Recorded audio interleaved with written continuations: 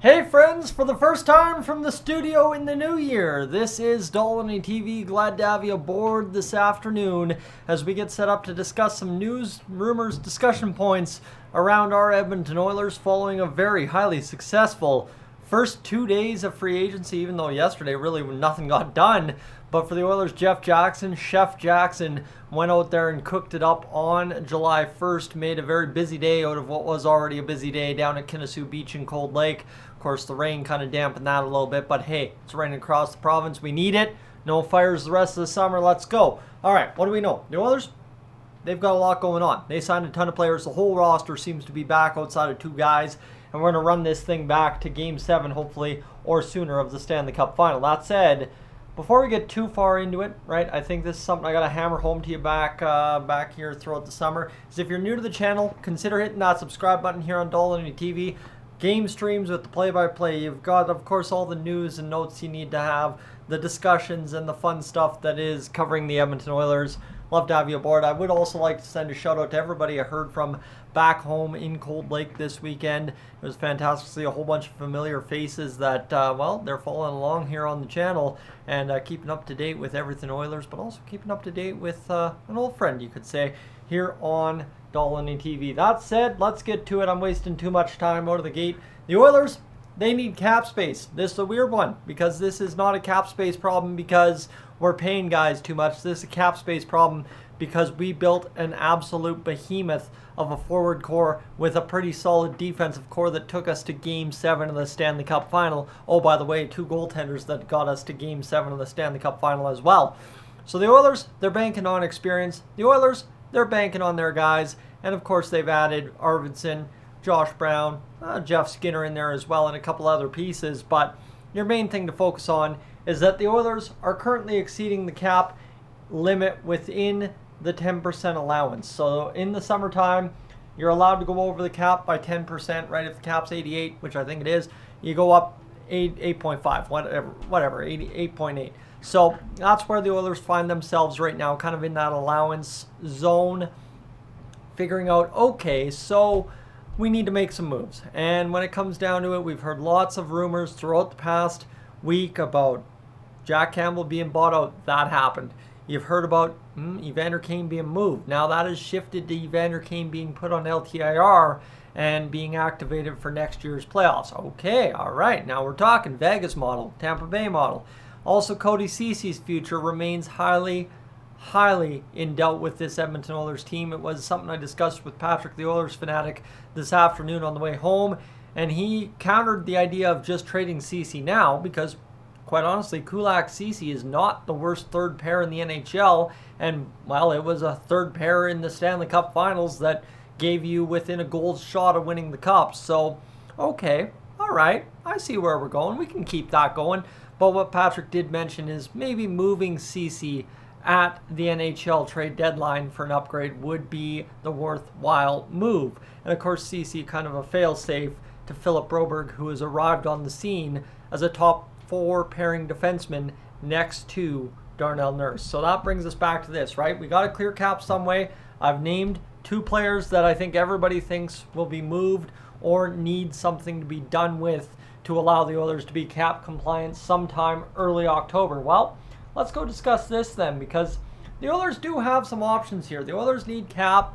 One thing we've talked about and is the new discussion point here this week is Evander Kane on LTIR as he heals up from the multitude of injuries he had this year. Sure, makes sense. I'm good with it. Whatever. We're going to be very tight to the cap anyway. Might as well be in the LTIR action so as we can call a couple more guys like Raphael Lavoie and those guys up.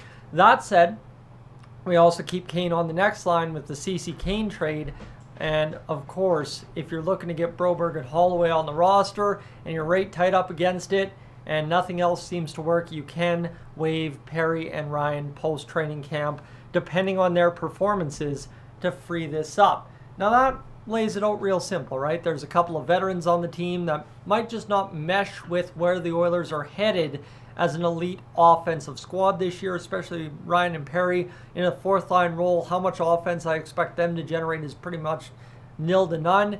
That said, there's going to be a lot of goals scored, and there's going to be a lot of guys trying to score those goals. So you're going to have to find goal allowances somewhere, and if you take some away from Ryan and Perry, I don't think anyone's going to be all too upset when all is said and done, with Jeff Skinner hopefully scoring 30, Arvidsson scoring 30, Draisaitl back in the 40s, McDavid in the 50s, and then Hyman hopefully somewhere around 40, and Nugent Hopkins up there on the left wing, either doing whatever he does, somewhere in the 30s, right? That's a lot of goal scoring. That doesn't count Evan Bouchard. That doesn't count Philip Broberg. That doesn't count Matthias Ekholm. That doesn't count anyone in the bottom six, right? There's a lot of guys there that you very realistically could get a lot of production from as well. So when you talk about ice time and minutes to score goals, Perry and Ryan, I feel, would have the least amount of possibility to do that.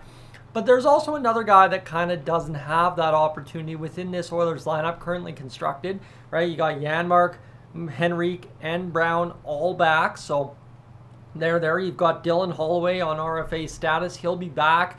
Well, where does that leave one Ryan McLeod? Because, yeah, okay, you waive Derek Ryan. Now Ryan McLeod's your fourth-line centerman? Am I reading that correct? Because Adam Henrique technically is the fourth-line center if you use Ryan Nugent-Hopkins at 3C sometimes. So $2.1 million for Ryan McLeod on this Oilers roster. Well, the Oilers need cap space. Can we discuss possibly moving Ryan McLeod out of the roster? This is something, again, I discussed with Patrick from the Oilers Fanatic, and I'll tell you, he'll have a much more fleshed out idea about how this all works. But just in my estimation, you look at this here, McLeod averaged 14 minutes and 15 seconds on the ice, put up 30 points of production, 12 goals, 18 assists, 11 and a third shooting percentage. Not really a high volume shooter by any means either in 14 minutes and 15 seconds on ice in 81 games.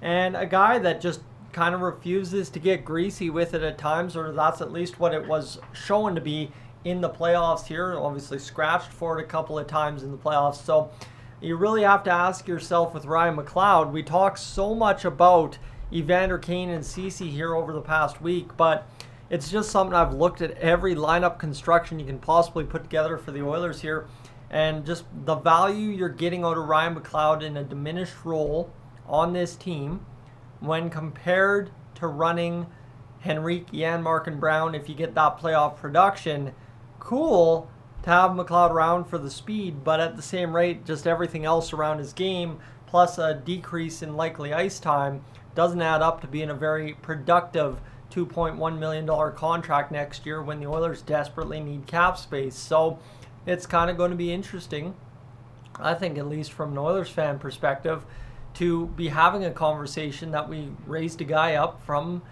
the juniors to the minors all the way to the NHL, and he's had some productive-ish seasons with the Edmonton Oilers, but it may be actually time, just like it was with Yamamoto and, of course, Nail Yakupov back in the day, in my estimation, to move on from a guy that we have brought up all the way through the system and now just doesn't fit the roster complexion of what this team is trying to achieve. Not saying that Ryan McLeod couldn't help, not saying Ryan McLeod couldn't be a useful player, not saying he's useless either.